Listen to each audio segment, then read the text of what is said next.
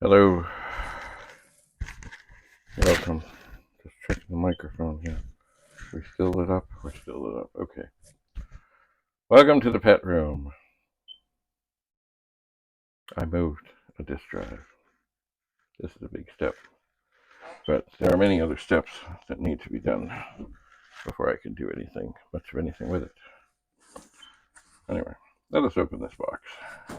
It is a banker's box, and in it there is an 8010 modem with the power supply. And what was this for? This was for the BBS, or the BBBBS, it was. It has extra things on the side here that were added. It has an IEEE port on the back to connect. And it has seen a lot of life, this thing. It's funny, because I helped on that movie called Hide and Seek, which had a lot of pets in it. And at one point, the props people wanted to use the modem from the bulletin board. And of course, see, I was young, foolish at the time. And I didn't understand a whole lot about the movie stuff then. And that is, like when props people want something, and they found just exactly what they want it. And they don't care that, of course, if we had, not to buy it, but to use it for the thing, that if we got it and moved it, then that would mean the bulletin board was down. They don't care. That's what they want. They want it now. Anyway, we found something else for the thing. So here, this is the magical thing. And I don't remember who built this thing for us, because we did not build it. But here is the magic. This is the answer circuit in a little box with some wires, an edge connector, and a plug that would go into, what the hell was that? Into the modem. So this too is vintage. This is what we used on the Bradley Brothers bulletin board system. And you know what, looking back on it,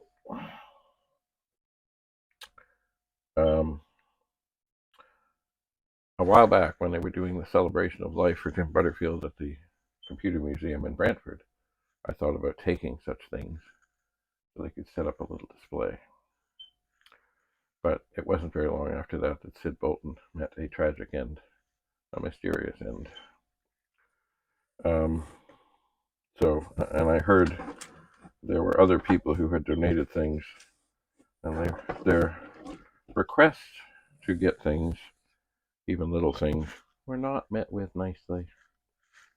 Here is another power supply for an 8010 modem.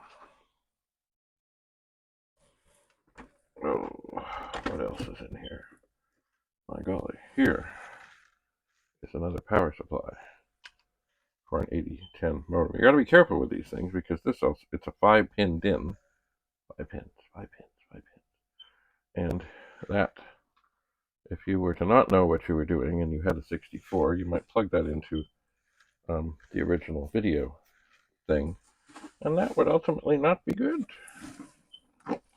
What is this? Oh my. It is another power supply for an 8010 modem. What did this thing say? Teaching Aids Department. Yes.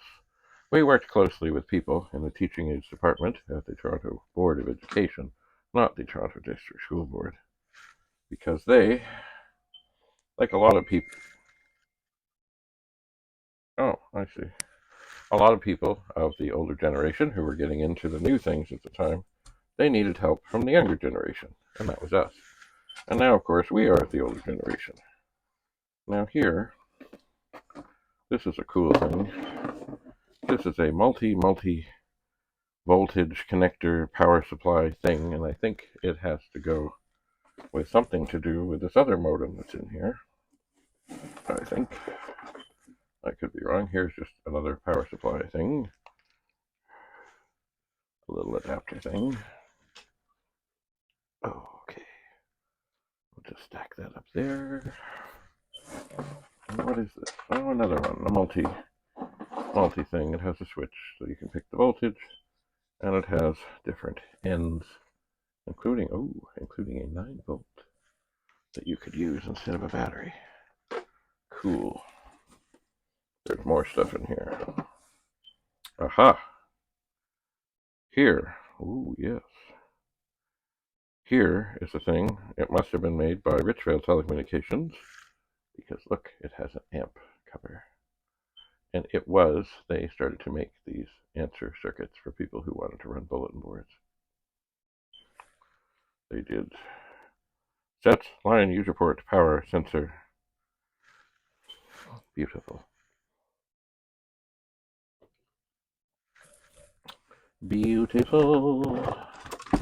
And here, I must be careful, because wires are tangled and things are attached. Here's a phone, but it is attached. I know it is. Oh, here, we got these other, actually it's my brother who got these other couplers, and they came from, there was a store downtown in Toronto called Active Surplus that lived for a long, long time. And up until not that long ago. And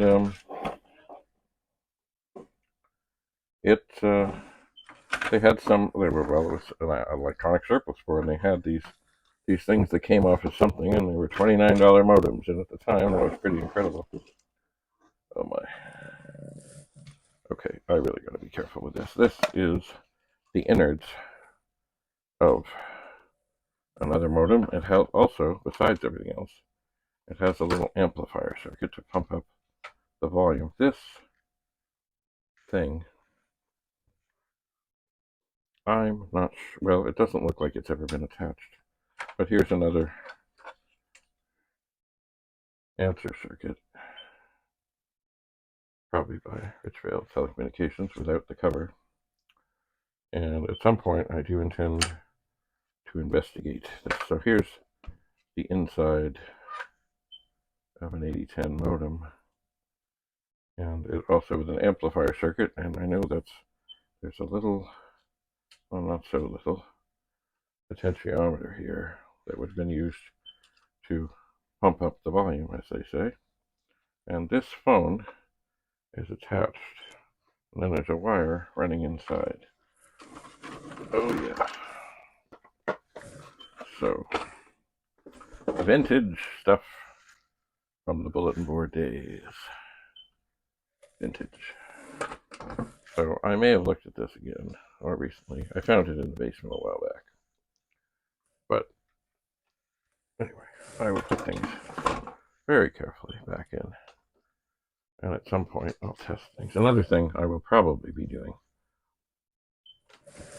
eventually, and I'm not sure right now even how I would test the modem, or modems, because I don't know where I would call. And of course, who has a regular phone line anymore?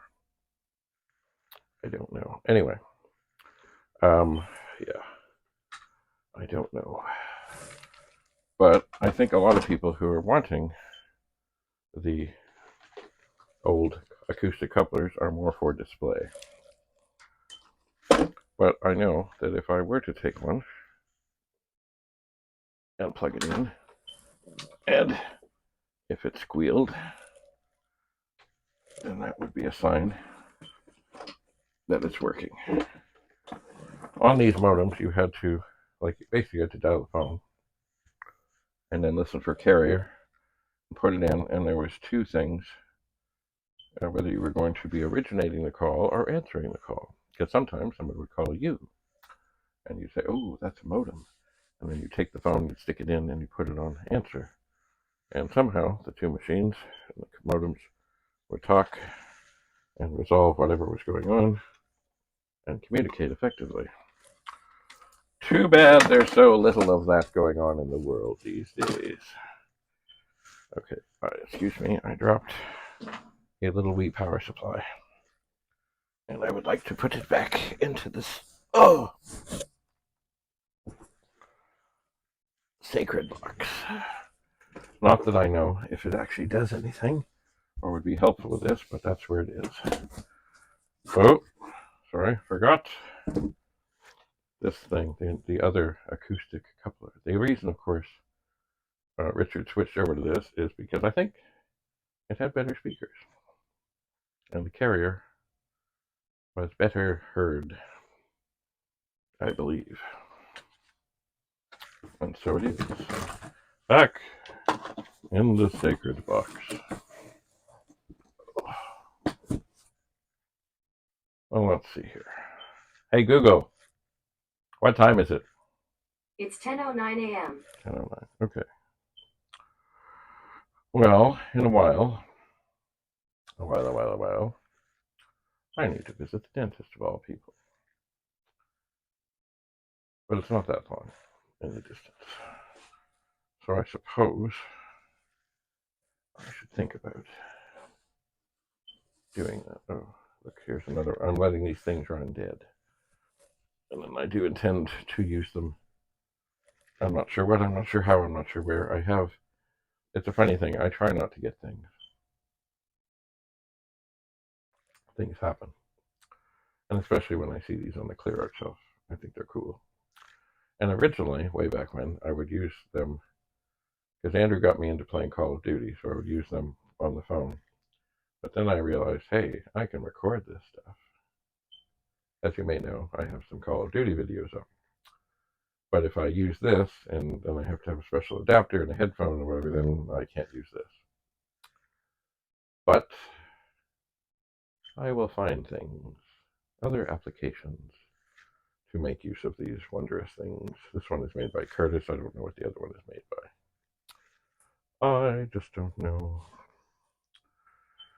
Anyway, I suppose what I should do with this fine Toronto Maple Leafs thing, which does seem to be holding together, is maybe I should stuff some other Kleenex in it. That's to give me a reason to hold on to it. Because, of course, this is our year.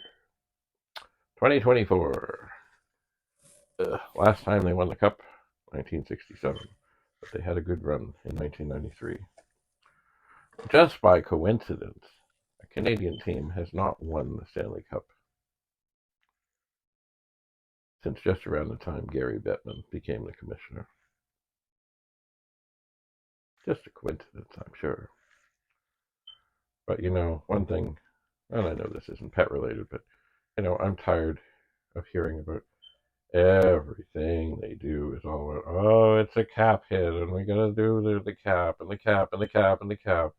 And you don't hear that in other sports so much, because I guess they have a more reasonable cap or luxury tax or whatever it is. But, you know, it's just so, the whole game is ruled by the salary cap, which of course I believe there was a strike that got that all in place. And what it really means is, you know, in the NBA there are people making gazillions of dollars, and in the NFL, lots and lots. And hockey players, some of them do okay, but nothing like the NBA. No way, no how. And really, you know what? Look, for teams with the TV deals and the merchandising and all that other stuff, the owners, in a lot of cases, although I know there would probably be some in small markets that are struggling and da-da-da-da-da. But really, the billionaires are making, if not billions, certainly many millions off their hockey things. They are. They are indeed. Anyway, I must now ponder. I really think what I guess I gotta do here is go through some of the stuff here to get some of it off here. like over just out of range here, this whole desk is full of pets and things and stuff, and there's stuff on top of them. On the floor, there's 6 pets, three wide, 2 high. And on the floor over there's another 2. And then there's a bunch of stuff. I put stuff in a cabinet before I started gathering things up. It's foolish. Because now they're all blocked in because there's 2 chairs. And there's 1, 2, so there's 4 pets and a monitor and other stuff there. And I can't get into the cabinet. So yes, I need to. Well, it's like that old puzzle where you have a thing of 16 spaces or 16 things to make a puzzle, and there's 1 empty one. So every time you move something, you have to move something else. You may have heard this before. Yes. Indeedy.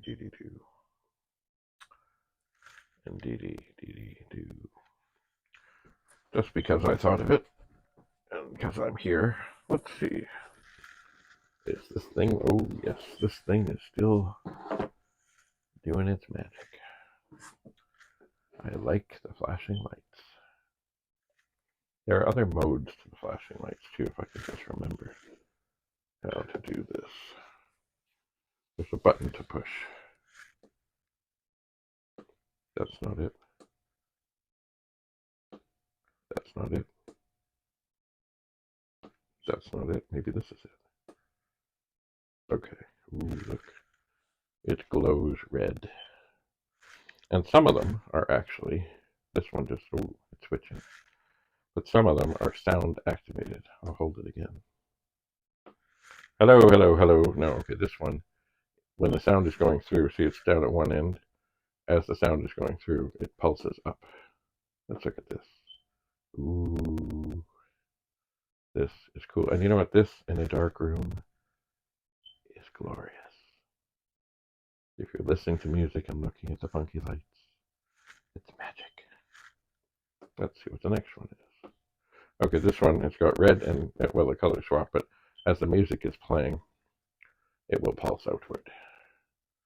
Let's see what this is. Hello, where's the button? Ah, this would do the same, except the things pulse towards the middle.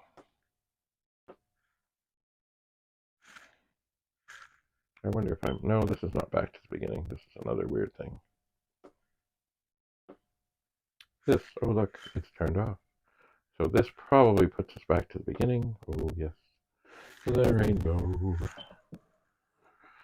Oh yes. Anyway, we'll let these go dead. Hey Google, what time is it? It's 10:16 a.m. Okay. So I should start thinking about the torment and the torture at the dentist.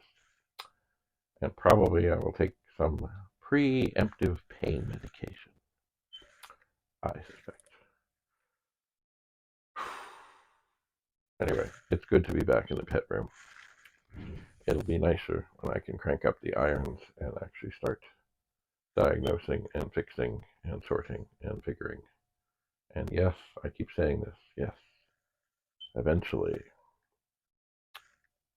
sell things. What I should probably do is get to where something is done and fixed and sorted, and as long as it's not something I need then to fix something else and I should be looking at things, resolving things, figuring things, making whatever, and putting it up for sale.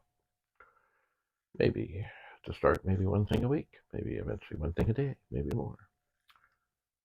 Because, well,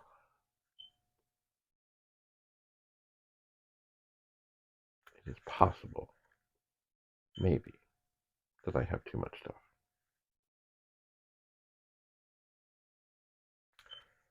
David Bradley in the pet room. Signing off. Bye for now.